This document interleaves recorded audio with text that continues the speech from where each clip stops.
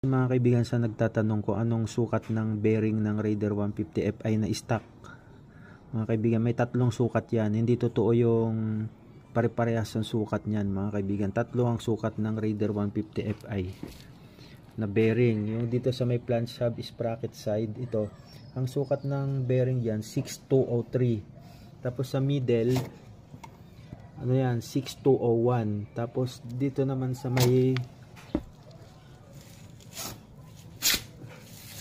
yan, ito naman sa side na yan 6301, mga kaibigan.